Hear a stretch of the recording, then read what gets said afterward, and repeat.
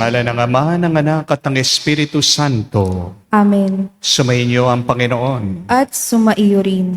Mga kapatid, muli tayong bumabalik sa banal na misa para lumapit sa Diyos, para ipabasbas natin ang ating paparating na linggo. Pero kung gusto nating tunay na maging mabunga ang anumang ating ginagawa, kailangan piliin natin palaging sumunod sa Kanya. At naway sa ating pagsunod sa Kanya, piliin nating maging mabuti, magpakabuti, at gumawa ng mabuti sa iba. Aminin natin ang mga pagkakataon na kung saan wala tayong ibang sinundan, kundi ang ating sarili. Aminin natin ang mga pagkakataon na imbis na magkalinga, alagaan natin ang iba, tayo pa ay nanira.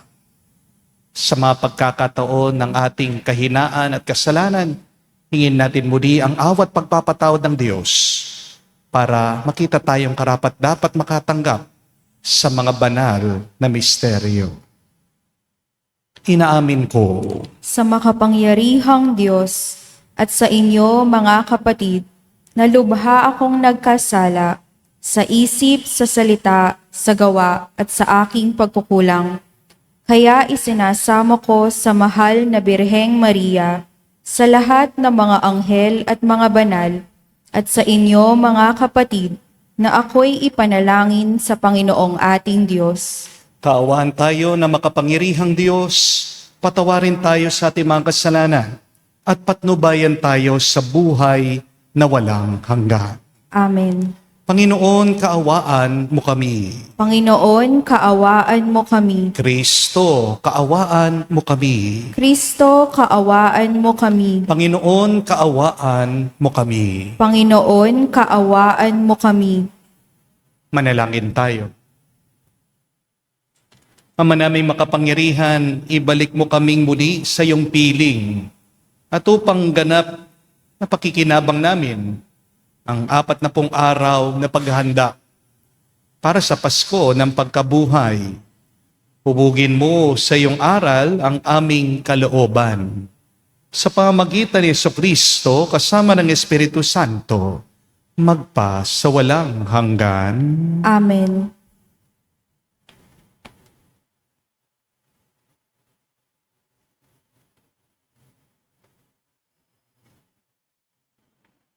Pagbasa mula sa aklat ng Levitiko.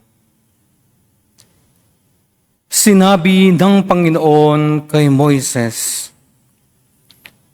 sabihin mo sa buong kapulungan ng Israel, magpakabanal kayo, sapagkat akong Panginoon ay banal. Huwag kayong magnanakaw, manlilinlang o magsisinungaling. Huwag din kayong manunumpa sa aking pangalan ng walang katotohanan, pagkat iyon ay paglapastangan sa ngalan ko. Ako ang Panginoon. Huwag ninyong dadayain o pagnanakawan ang inyong kapwa. Huwag ninyong ipapagpaliban ang pagbabayad sa inyong pinapagtrabaho. Huwag ninyong aapihin ang mga bingi at lalagyan ng katitisuran ang daraanan ng mga bulag. Matakot kayo sa Diyos. Ako ang Panginoon.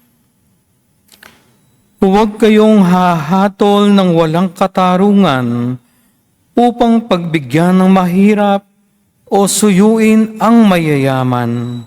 Huwag ninyong ipamamalita ang kasiraang puri ng inyong kapwa ni sasaksi laban sa inyong kapwa upang ipahamak lamang siya.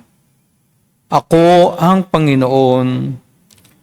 Huwag kang magtatanim ng galit sa iyong kapwa, sa halip pangangaralan mo siya. Sa gayon, Hindi ka magkakasala dahil sa kaniya.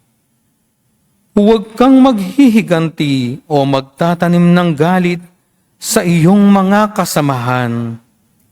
Ibigin mo ang iyong kapwa gaya ng iyong sarili. Ako ang Panginoon.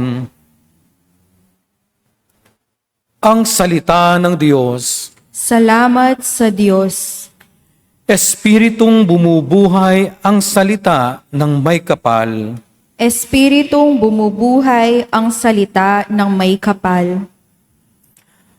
Ang batas ng Panginoon ay batas na walang kulang. Ito'y utos na ang dulot sa tao ay bagong buhay. Yaong kaniyang mga batas ay mapagtitiwalaan, nagbibigay ng talino sa pahat ng kaisipan.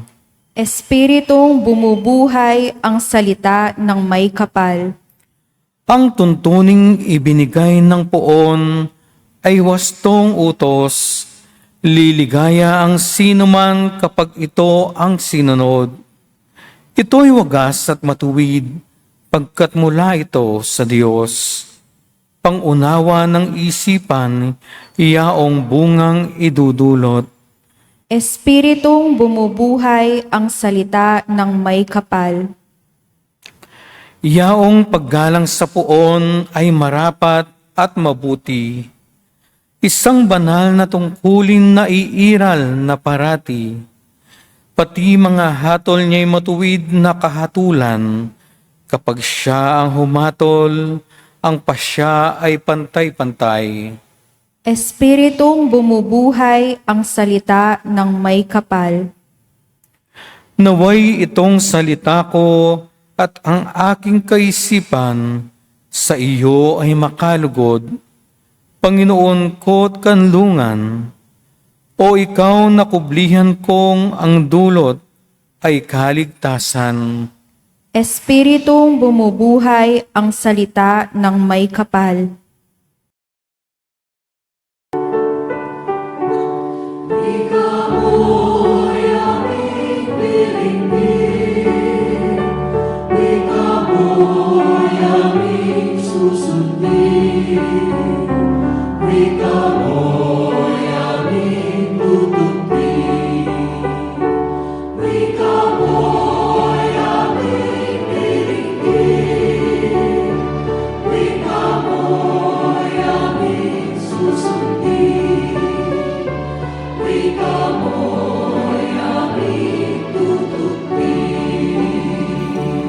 Ngayoy panahong marapat, panahon ng pagliligtas.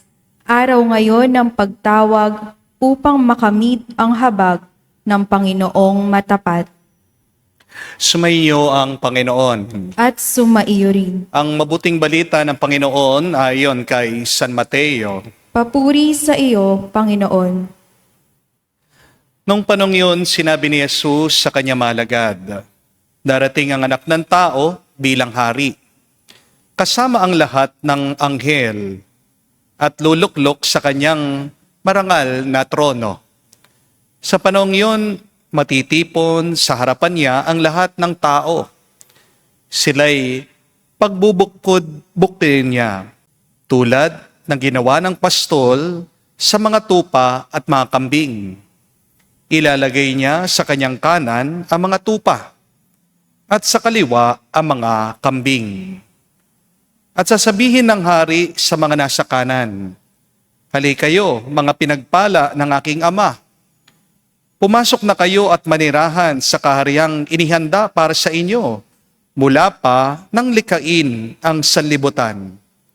Sapagkat ako'y nagutom at inyong pinakain, nauhaw at inyong pinainom. Ako'y isang dayuhan at inyong pinatuloy. Ako'y walang maisuot at inyong dinamitan. Nagkasakit at inyong dinalaw. Ako'y nabilanggo at inyong pinuntahan." Sasagot ang mga matuwid, "Panginoon, kailan po namin kayo nakitang nagutom at aming pinakain, o nauhaw at aming pinainom? Kailan po kayo naging dayuhan at aming dinamitan? At kailan po namin kayo nakitang may sakit o nasa bilangguan at aming dinalaw? Sasabihin ng hari, sinasabi ko sa inyo, nang gawin ninyo ito sa pinakahamak sa mga kapatid kong ito ay sa akin ninyong ginawa. At sasabihin naman niya sa mga nasa kaliwa, lumayo kayo sa akin, mga sinumpa. Kayo'y pasaapoy na di mamamatay, na inihanda para sa dyablo at sa kanya mga kampon, sapagkat ako'y nagutom at hindi nyo pinakain, nauhaw at hindi ninyo pinainom. Ako'y naging isang dayuhan at hindi ninyo pinatuloy. Ako'y nawala na maisuot at hindi ninyo dinamitan. Ako'y may sakit at nasa bilangguan at hindi ninyo dinalaw. At sasagot din sila, Panginoon, kailan po namin kayo nakitang nagutom, nauhaw, naging dayuhan, nawalan ng maisuot, may sakit o nasa bilangguan, at hindi namin kayo pinaglingkuran? At sasabihin sa kanila ng hari, sinasabi ko sa inyo, ng pagkaitan ninyo ng tulong, ang pinakahamak sa mga ito, ako ang inyong pinagkaitan. Itataboy ang mga ito sa kaparusahang walang hanggan. Ngunit ang mga matuwid ay tatanggap ng buhay na walang hanggan. Mga kapatid, ang mabuting balita ng ating Panginoon. Pinupuri ka namin, Panginoong Hesukristo. Magandang araw po muli sa inyong lahat. Meron pong bagong termino na ginawa ang mga mahilig sa sports. Ang tawag po nila ay GOAT. Hindi po ito yung kambing na gumagala na lang basta sa mga bundok o sa mga bukid, ha? Ano pong ibig sabihin ng GOAT sa sports? Spell GOAT, G-O-A-T. Ibig po sabihin yan, acronym po yan, Greatest of All Time. G-O-A-T. Greatest of All Time. Ibig po sabihin, pinakamagaling sa kasaysayan. Halimbawa po, sino po ang GOAT or greatest of all time pagdating sa basketball? Ang iba sasabihin nila, si Michael Jordan. Meron naman po magsasabi, si LeBron James. Sino naman po ang GOAT or greatest of all time sa boxing? Para po sa ating mga Pilipino, walang iba po kung hindi si Manny Pacquiao. Sino naman po ang GOAT or greatest of all time pagdating po sa billiards?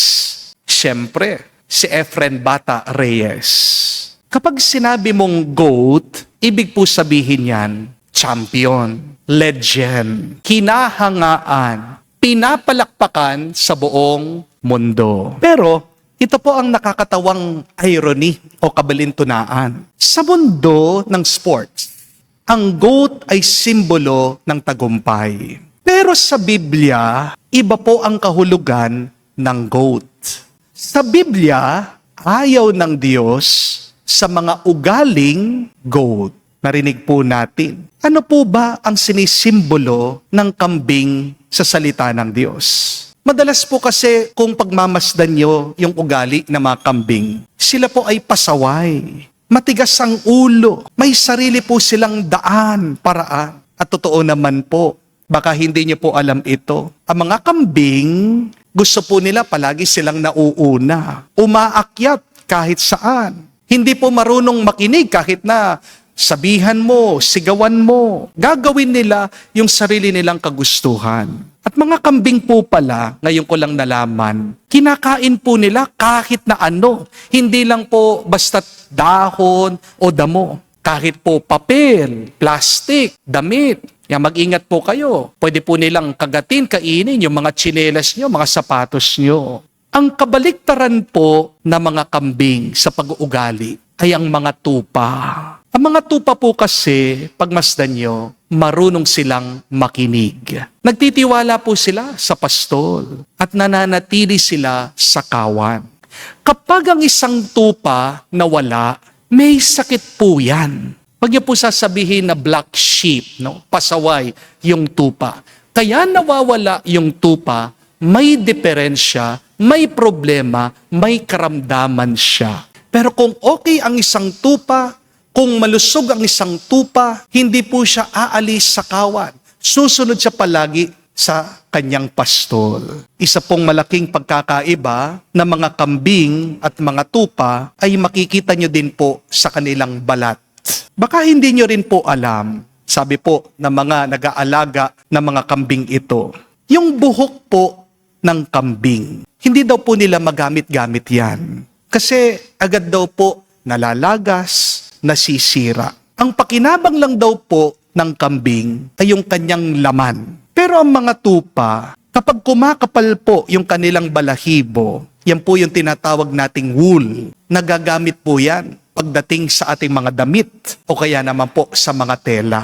Kaya dito nyo po makikita yung dalawang klase ng pag-iisip or mindset. Yung ugaling kambing, ugaling tupa. Goats are consumers. They are also destroyers. But sheep, on the other hand, are producers. They are followers. Let's admit, my dear friends, that in life sometimes we have a goat-like mentality. We react to everything. We consume everything. We chase everything that is not necessary. But happiness belongs to those who learn the discipline of the sheep. Sa Ebanghelyo po, narinig natin, pinagpapala daw ng Diyos yung mga kamuka ng mga tupa. Sino ang mga taong may pag-iisip ng tupa? Sila yung marunong makinig at sumunod sa Diyos. Habang sa kaliwa naman daw po, doon po dadalhin yung mga ugaling kambing. Sila naman yung mga tao na matitigas ang ulo, matitigas ang puso. Naririnig na nga ang pangangailangan ng kapwa, binabaliwala pa rin. Mag-ingat po tayo, mga kapatid. Maaaring ikaw ang GOAT or the greatest of all time sa iyong career. Pero kung wala naman ang Diyos sa iyong buhay, mapapagod ka rin. Amen? Maaaring ikaw ang GOAT pagdating sa negosyo. Mayaman ka, kumikita ka. Pero kung wala naman ang banal na espiritu, wala kang kapayapaan, kulang pa rin. Maaaring pinapalakpakan ka ng ibang tao, kilala ka, sikat ka. Pero kung hindi ka nagmamahal at nagmamalasakit, kapatid, hindi ka makakauwi at makakapasok sa kaharian ng Diyos. Kaya nga po, mga kapatid, magandang maging GOAT, oo, pagdating sa ating mga talento. Pero mas mabuti bandang huli ang magkaroon ng pag-uugali ng isang tupa sa ating mga puso. Yes, it is good to become the greatest of all time when it comes to our talents and our abilities. But please, be like a sheep in your heart, in your following to God.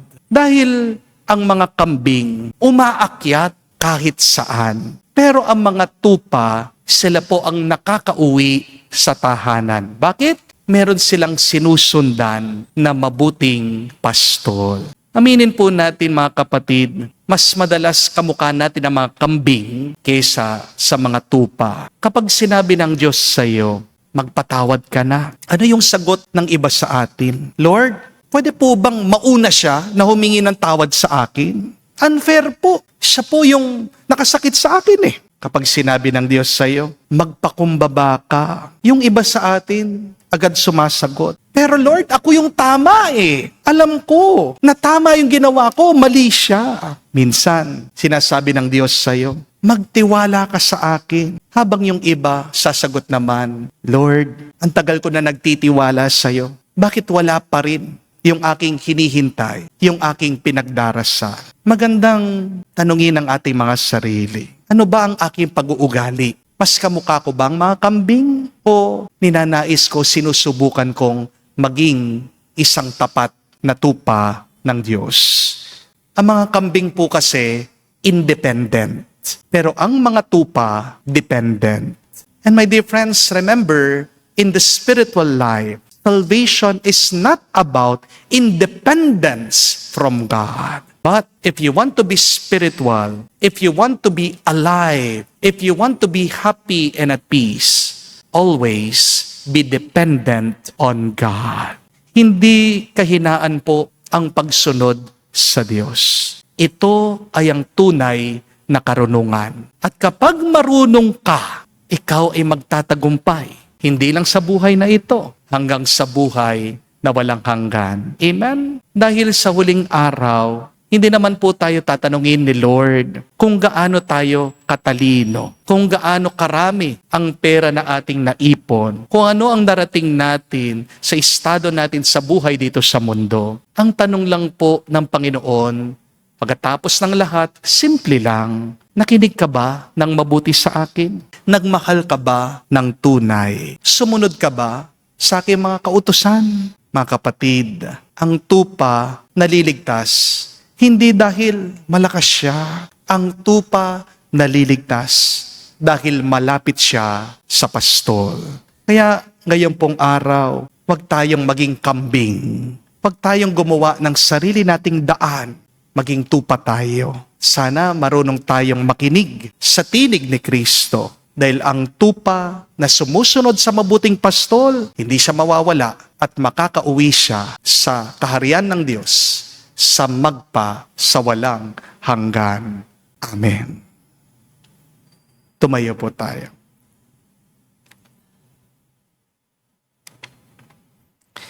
Inihahayag ng Panginoon ang misteryo ng kaharian ng Diyos sa mga taong buong nagmamahal na kumakalinga sa mga dukha at nagugutom. Idalangin natin ang kaharian ng Diyos ay maging tunay sa ating buhay. Ating sabihin, Panginoon, dinggin mo kami. Panginoon, dinggin mo kami. Ang simbahan naway maging isang tahanan para sa mga naliligaw ng landas, ulila, mahihina at bigo. Manalangin tayo sa Panginoon. Panginoon, dinggin mo kami. Ang mga mayayamang bansa naway taimtim na magsagawa ng mga hakbang upang makatulong sa pag-unlad ng mahihirap na bansa. Manalangin tayo sa Panginoon. Panginoon, dinggin mo kami. Ang mga napariwara at mga itinakwil ng lipunan naway maakit sa kaharian ng Diyos sa pamamagitan ng ating pagkakawang gawa. Manalangin tayo sa Panginoon. Panginoon, dinggin mo kami. Sa katahimikan po ng ating puso, banggitin natin, sabihin natin sa Diyos ang ating mga personal na pangangailangan. Ama, nababatid namin ang iyong walang hanggang pag-ibig para sa lahat ng tao. Kaya may pagtitiwalang inilalapit namin sa iyo ang aming mga kahilingan sa ngalan ni Jesucristo, aming Panginoon. Amen.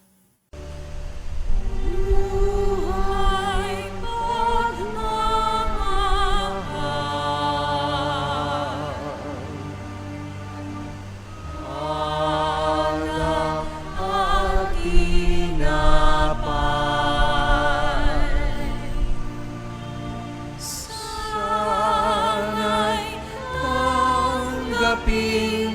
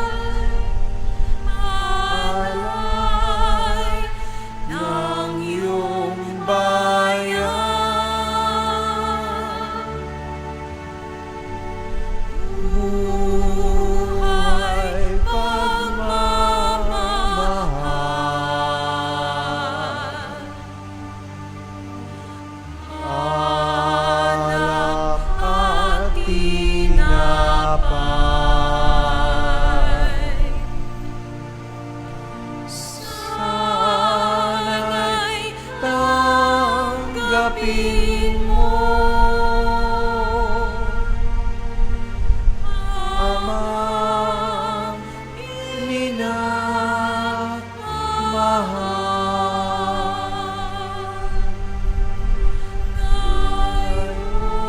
Ngayon sa'yo habang.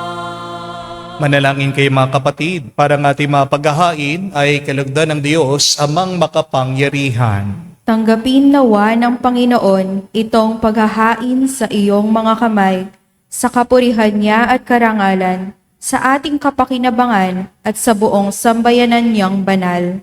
Ama naming lumikha, maging kalugod-lugod nawa sa iyo ang aming paghahain, upang sa iyong pagtataguyod ay pabanalin ito, ang aming pamumuhay, at ipagkamit kami nito ng iyong awa at kapatawaran. Sa pamagitan ni Jesucristo, kasama ng Espiritu Santo, magpa sa walang hanggan. Amen. Sumainyo ang Panginoon. At sumaiyo rin. Itaas sa Diyos sa inyong mga puso at diwa. Itinaas na namin sa Panginoon. Pasalamatan natin ang Panginoong ating Diyos. Marapat na siya ay pasalamatan. Ama naming makapangyarihan, tunay nga marapat ikaw ang aming pasalamatan. Sa pamagitan ni Jesucristo na aming Panginoon. Sa pagbabakasakali mong kami bubuti, sinugo mo si Jesucristo upang pangunahan kami. Bilang pagsunod sa iyong atas na bigay, pinahayag ng iyong anak ang iyong kalooban, na mga apit dukha ay kanyang damayan. Ngayon ay iyong inihahandog ang pagkakataon naming maisaloob ang kanyang ganap at kusang paglilingkod, upang sa iyo'y lagi kaming makasunod. Kaya kaisa na mga anghel nagsisiawit ng papuri sa iyo, nang walang humpay sa kalangitan, kami nagbubunyi sa iyong kadakilaan.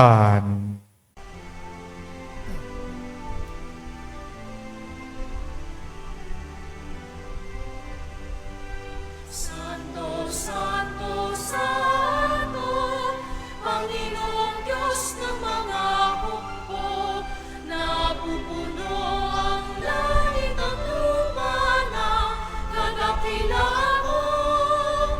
Hosana, Hosana, sa kaitaasan, pinagpala ang naparirito sa ngalan ng Panginoon. Hosana, Hosana, sa kaitaasan. Hosana, Hosana, sa kaitaasan.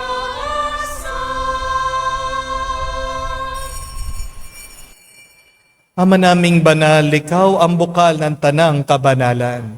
Kaya't sa pamagitan ng iyong Espiritu, gawin mong banal ang mga kaloob na ito upang para sa amin maging katawan at dugo ng aming Panginoong Heso Kristo.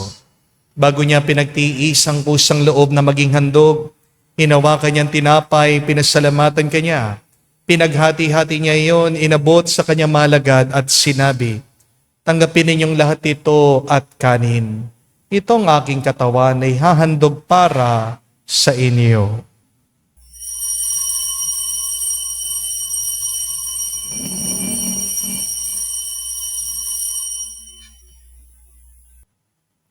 Gayon din naman na matapos ang hapunan, hinawakan niyang kalis. Muli kanyang pinasalamatan.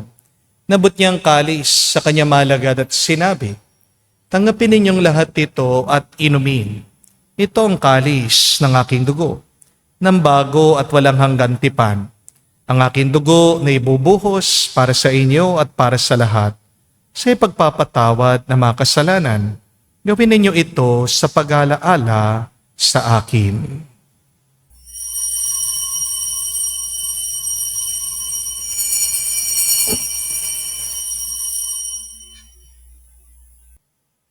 Ang misteryo ng pananampalataya.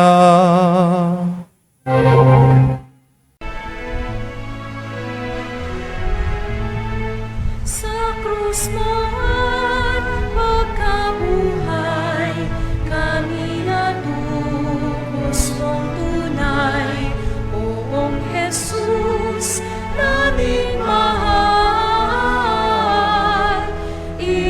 Itaas mo kami tanan, ngayon at magpakailanman. Ama, ginagawa namin ngayon ang pag-alaala sa pagkamatay muling pagkabuhay ng iyong anak.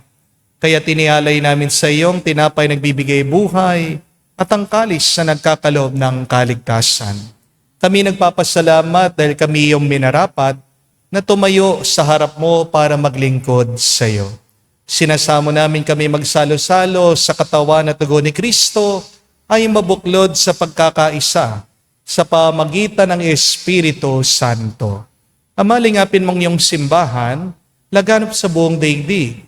Puspusin mo kami sa pag-ibig. Kaisa ni Leon ang aming Santo Papa, si Florentino aming Arsobispo at ng Tanang Kaparian. Alalahanin mo rin ang aming mga kapatid na nahimlay may pag-asang sila'y muling mabubuhay. Gayon din naman lahat ng mga pumanaw. Kawan mo sila't patuloyin sa iyong kaliwanagan. Kawan mo at pagindapatin kaming lahat na makasalo sa iyong buhay na walang wakas. Kaisa na mahal na Birhen Maria, Ina ng Diyos. Kaisa ni San Jose ang kanyang malwalhating esposo. Kaisa ng mga apostol, lahat ng mga banal na namuhay dito sa daigdig na kalugod-lugod sa iyo. May pagdiwang nawa namin ang pagpupuri sa ikararangal mo sa pamagitan ng iyong anak, aming Panginoong Heso Kristo. Sa pamamagitan ni Kristo, kasama niya at sa Kaniya, lahat ng parangal at papuri ay sa iyo, Diyos Ama, makapangyarihan, kasama ng Espiritu Santo, magpasawalang hanggan.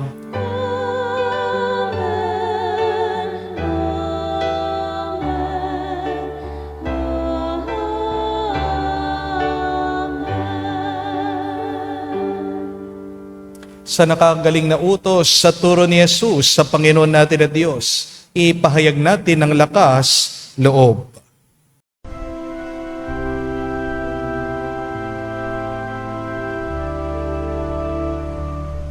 Ama namin, sumasalangit ka, sambahin ang ngalan mo, mapasa amin ang kaharian mo, sundin ang loob mo dito sa lupa para nang sa langit. Bigyan mo kami ngayon ng aming kakanin sa araw-araw, at patawarin mo kami sa aming mga sala para ng pagpapatawad namin sa nagkakasala sa amin. At huwag mo kami ipahintulot sa tukso, at iadya mo kami sa lahat ng masama. Hinihiling namin kami iadya sa lahat na masama, pagkalooban ng kapayapaan araw-araw, iligtas sa kasalanan, ilayo sa lahat ng kapahamakan, samantalang aming pinanambikan ang dakilang araw ng pagpapahayag ng tagapagligtas naming si Heso Kristo. Sapagkat iyo ang kaharian at ang kapangyarihan at ang kapurihan magpakailanman. Amen. Panginoong Heso Kristo, sinabi mo sa mga apostol, kapayapaan ang iniiwan ko sa inyo. Ang aking kapayapaan binibigay ko sa inyo. Tunghayan mo ang aming pananampalataya at huwag ang aming pagkakasala.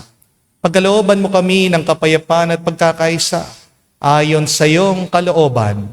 kasama ng Espiritu Santo, magpa sa walang hanggan. Amen. Kapayapaan ng Panginoon ay laging sumainyo. At sumaiyo rin. Magbigayan po tayo ngayon ng kapayapaan sa bawat isa. Piso niyo po, kapayapaan po sa inyong lahat.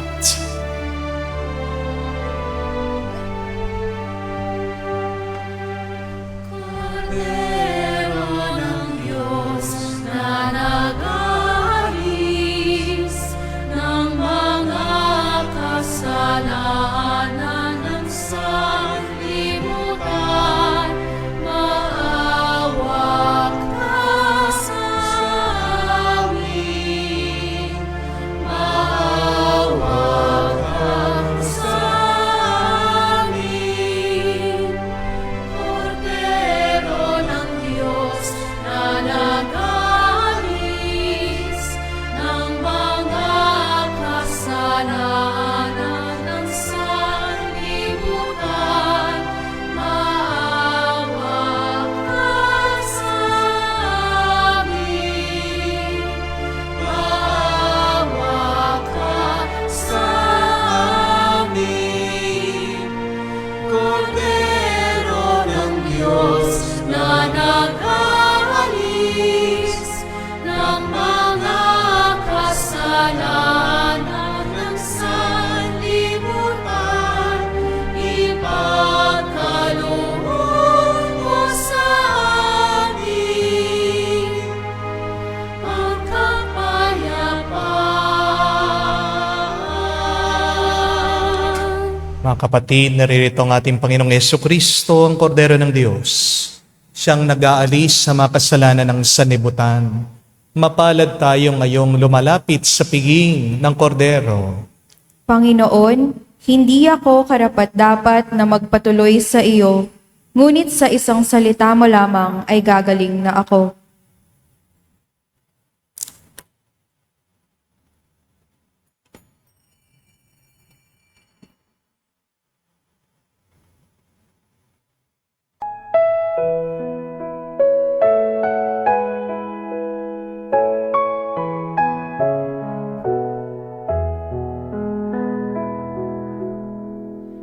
Tinanggap kong buhay na Diyos, puso ko ay nagala. Tinanggap kong buhay na Diyos, puso ko ay nakubuan. Gabay siya ng buhay, inadi at dinigay, para mangdiday buhay, panmanang magkailanman. Tinanggap kong buhay na Diyos, puso ko ay nagala.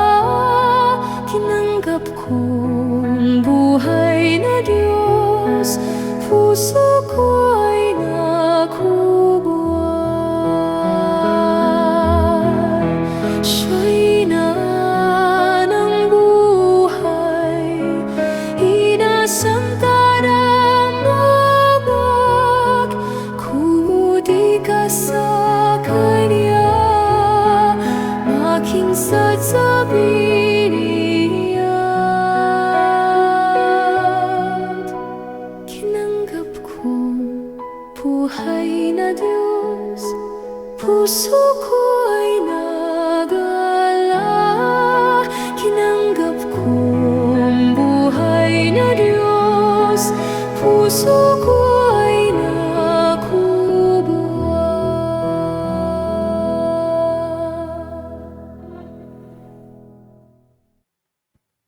Manalangin tayo. Ama naming mapagmahal, sa aming pagsasalo ngayon sa iyong banal na piging, naway makapakinabang ang buong pagkatao namin, upang ang iyong kaligtasan dulot ay aming kamtin, at ang kagalingang kaloob mo ay ganap na tamasin sa pamagitan ni Jesucristo kasama ng Espiritu Santo, magpa sa walang hanggan. Amen. Mga kapatid, if you want to be the greatest of all time, do not be like a goat, but be like a sheep. Ang goat para sa Diyos, the greatest of all time for God, is those who have a sheep mentality. At ano pong pagkakaiba ng kambing sa tupa? Goats are takers, but sheep are givers. At tandaan niyo po yung kasabihan, that takers eat better, and yet givers sleep better at night. Maaaring masarap ang pagkain ng mga kumukuha. Pero paggabi na, nahihirapan na yang makatulog dahil hindi sila payapa sa kanilang mga loob. Di po ba? Pero yung mga mapagbigay, silang nakakatulog na mahimbing, magaan ang kanilang nararamdaman. Kaya mga kapatid, ngayong araw, huwag nating hayaan na matapos ang maghapon na ito na hindi tayo nagkakawang gawa. Dahil, balikan din natin ang ebanghelyo kanina, dito tayo huhusgahan ng Diyos.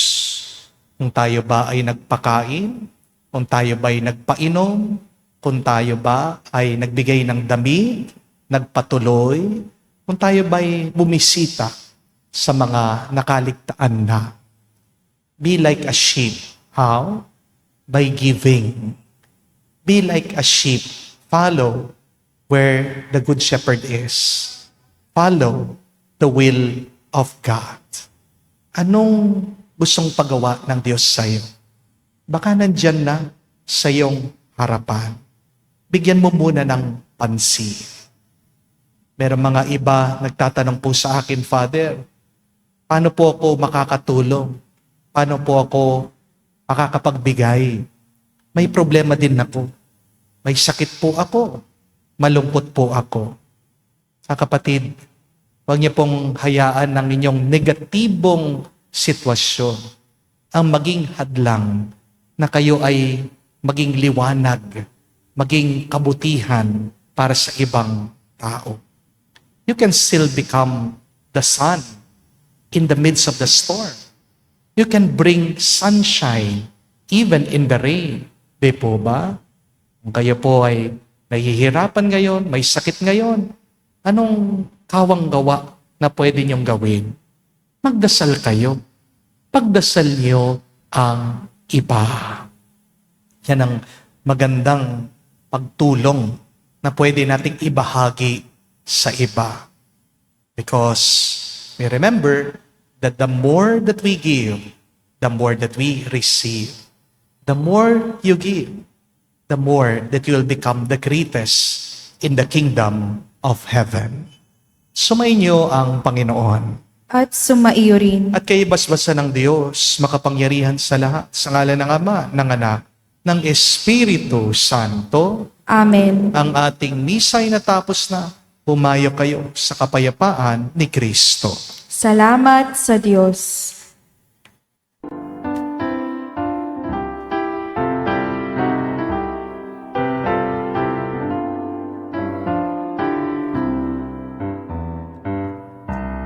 Magsisi tayong mataos, halinang magbalik loob sa mapagpatawad na Diyos. Gutom tayo maniluhod na may abot sa kungsod. Sa pagitan ng paso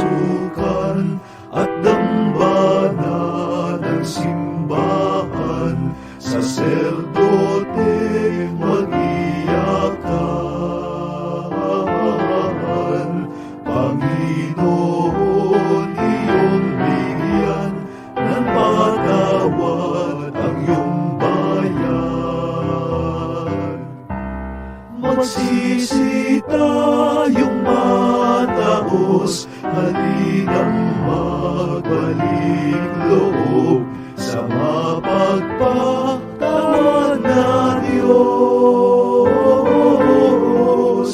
Gutom tayo, maligluhod, nang may abot sa pungsod. Ang aming pong kasamaan ay pawiin mong tuluyan, Panginoon aming mahal.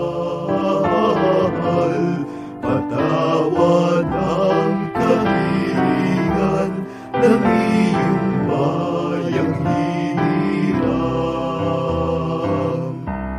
Magsisi tayong mataos, halinang magbalik loob sa mapagpatawad na Diyos.